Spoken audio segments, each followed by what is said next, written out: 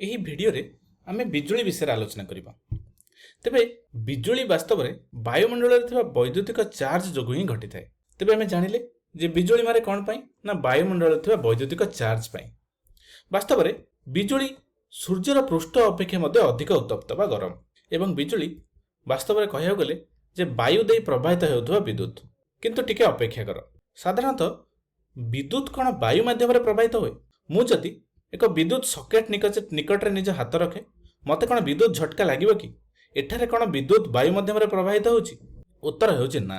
ତେବେ ବିଜୁଳି ମାରିବା ସମୟରେ ବିଦ୍ୟୁତ୍ କିପରି ଭାବରେ ବାୟୁ ମାଧ୍ୟମରେ ପ୍ରବାହିତ ହୁଏ? ତେବେ ଚାଲ ସେଥିପାଇଁ ଆମେ ମେଘ ଭିତରେ ବିଜୁଳି କେମିତି ମାରେ ସେ ବିଷୟରେ ବୁଝିବା ପାଇଁ ଚେଷ୍ଟା କରିବା। ମନେକର ଏଇଠି ଗୋଟିଏ ମେଘ ଅଛି ବା ବାଦଲ ଖଣ୍ଡେ ଅଛି।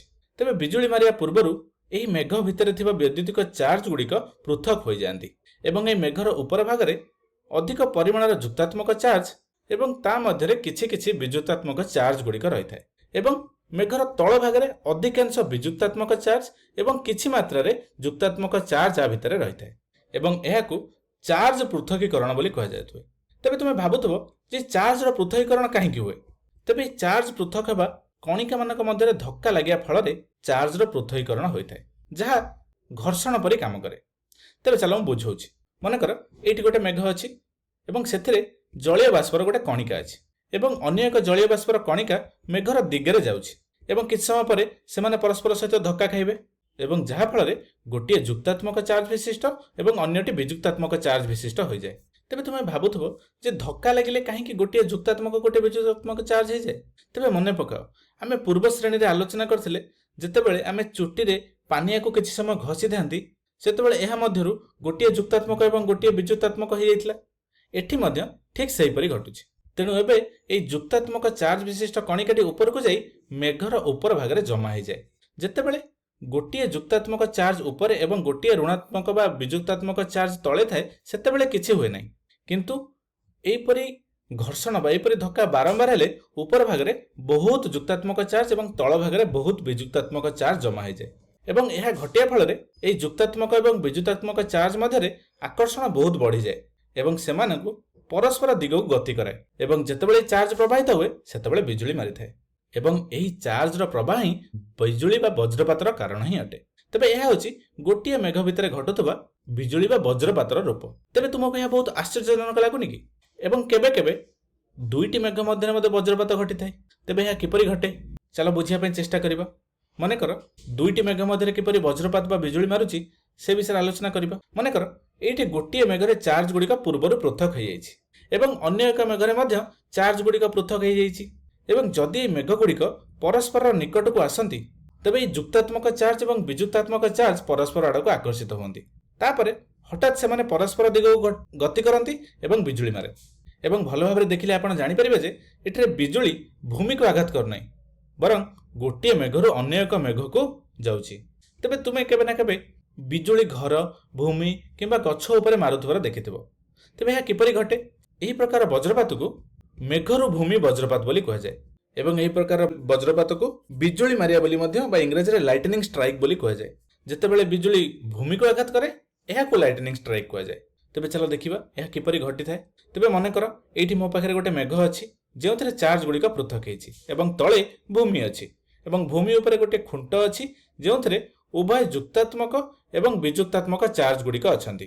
ଠିକ୍ ଅଛି, କିନ୍ତୁ ଏଠି ଗୋଟେ ମିନିଟ୍ ଦେଖ, ମେଘର ତଳ ଭାଗରେ ବହୁତ ଗୁଡ଼ିଏ ବିଯୁକ୍ତାତ୍ମକ ଚାର୍ଜ ଗୁଡ଼ିକ ଅଛି। ତେବେ ତୁମେ ଭାବୁଛ କି ଯେ ଏଇଠି ଯେଉଁ ଅତିରିକ୍ତ ବିଯୁକ୍ତାତ୍ମକ ଚାର୍ଜ ଗୁଡ଼ିକ ଅଛି ଏହା ଖୁଣ୍ଟର ବିଯୁକ୍ତାତ୍ମକ ଚାର୍ଜକୁ ଦୂରକୁ ଠେଲିଦେବ ଏବଂ ସେମାନଙ୍କୁ ଭୂମିର ଦିଗକୁ ଚାଲିଯିବାକୁ ବାଧ୍ୟ କରିବ? ଏମିତି କିଛି କରିବ କି? ତେବେ ଏହା ବିକର୍ଷଣ ବଳ ଯୋଗୁଁ ହୋଇଥାଏ। ତେବେ ଏଇଠି ଆମେ ଦେଖୁଛନ୍ତି ଏଇଠି ବିଯୁକ୍ତାତ୍ମକ ଚାର୍ଜ ଅଛି, ତେଣୁ ଏଠି ମଧ୍ୟ ଠିକ୍ ସେହିପରି ବିଯୁକ୍ତାତ୍ମକ ଚାର୍ଜ ଗୁଡ଼ିକ ଖୁଣ୍ଟର ବିପରୀତ ଦିଗକୁ ବା ଭୂମି ଦିଗକୁ ଯିବ ଏବଂ ଯୁକ୍ତାତ୍ମକ ଚାର୍ଜ ଗୁଡ଼ିକ ଖୁଣ୍ଟର ଉପର ଭାଗକୁ ଚାଲି ଆସିବ। ଏହାକୁ ବିକର୍ଷଣ ବୋଲି କୁହାଯାଇଥାଏ। ତେବେ ଯେତେବେଳେ ଏହି ବିଯୁକ୍ତାତ୍ମକ ଚାର୍ଜ ମେଘରେ ଥିବା ଏବଂ ଖୁଣ୍ଟରେ ଥିବା ଯୁକ୍ତାତ୍ମକ ଚାର୍ଜ ପରସ୍ପର ଆଡ଼କୁ ଆକର୍ଷଣ କରିବେ ସେତେବେଳେ ବିଜୁଳି ମାରିବ।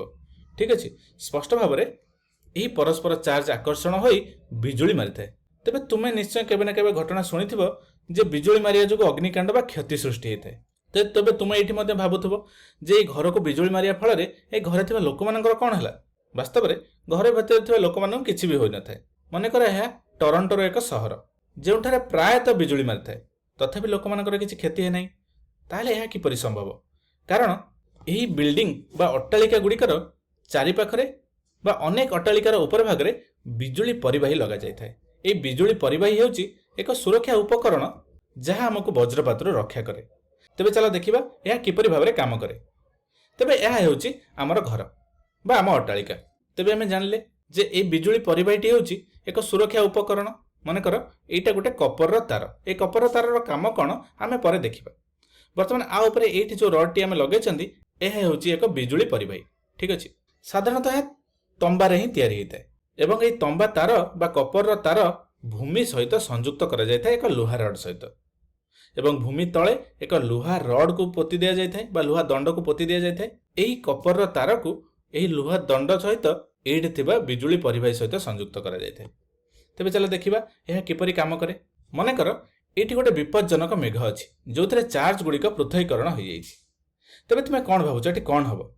ତୁମେ ଭାବୁଛ କି ଯେ ଏହି ବିଜୁଳି ପରିବାହୀର ବିଯୁକ୍ତାତ୍ମକ ଚାର୍ଜ ଗୁଡ଼ିକ ତଳକୁ ଚାଲିଯିବ ଏବଂ ଏହି ବିଜୁଳି ପରିବାହୀର ଉପର ଭାଗରେ ଯୁକ୍ତାତ୍ମକ ଚାର୍ଜ ଗୁଡ଼ିକ ରହିବ? କିଛି ସମୟ ରହିକି ଏହାକୁ ଭାବିବା ପାଇଁ ଚେଷ୍ଟା କର। ଏବଂ ଯେତେବେଳେ ଏହା ଘଟେ ଆମେ ଜାଣୁ ଯେ ବିଯୁକ୍ତାତ୍ମକ ଚାର୍ଜ ଯୁକ୍ତାତ୍ମକ ଚାର୍ଜ ଦିଗକୁ ଆକର୍ଷିତ ହୁଏ। ସେହିପରି ଭାବରେ ଯୁକ୍ତାତ୍ମକ ଚାର୍ଜ ବିଯୁକ୍ତାତ୍ମକ ଚାର୍ଜ ଦିଗକୁ ଆକର୍ଷିତ ହୁଏ ଏବଂ ସେମାନେ ପରସ୍ପରର ଦିଗକୁ ଯିବାକୁ ଚାହିଁଥାନ୍ତି। ବିଯୁକ୍ତାତ୍ମକ ଚାର୍ଜ ଏହି ବିଜୁଳି ପରିବାହୀର ଦିଗରେ ଆସିଥାଏ ଏବଂ ଯୁକ୍ତାତ୍ମକ ଚାର୍ଜ ଏହି ମେଘ ଦିଗରେ ଗତି କରିଥାଏ। ଏବଂ ଯେତେବେଳେ ଏହା ପରସ୍ପର ସହିତ ସଂଯୁକ୍ତ ହୁଅନ୍ତି ହଠାତ୍ ବିଜୁଳି ମାରିଥାଏ ଏବଂ ଏହା ଘଟିବା ମାତ୍ରେ ଚାର୍ଜ ଗୁଡ଼ିକ ସାଙ୍ଗେ ସାଙ୍ଗେ ଏହି ଦିଗରେ ଭୂମି ଦିଗକୁ ପ୍ରବାହିତ ହେବା ଆରମ୍ଭ କରେ ଏବଂ ଚାର୍ଜ ଗୁଡ଼ିକ ଭୂମିର ତଳେ ଥିବା ଲୁହା ଦଣ୍ଡ ଦିଗକୁ ଯାଇ ଧୀରେ ଧୀରେ ଭୂମିରେ ବିସ୍ତାରିତ ହୋଇଯାଆନ୍ତି। ଏହା ଫଳରେ ଏହି ଅଟ୍ଟାଳିକା ମଧ୍ୟରେ ଥିବା ଲୋକମାନଙ୍କର କୌଣସି କ୍ଷତି ହୁଏ ନାହିଁ। ଏହି ଅଟ୍ଟାଳିକା ମଧ୍ୟରେ ଲୋକମାନେ ସମସ୍ତେ ସୁରକ୍ଷିତ ରୁହନ୍ତି। ତେବେ ଏହିପରି ଭାବରେ ବିଜୁଳି ପରିବାହୀ କାମ କରେ।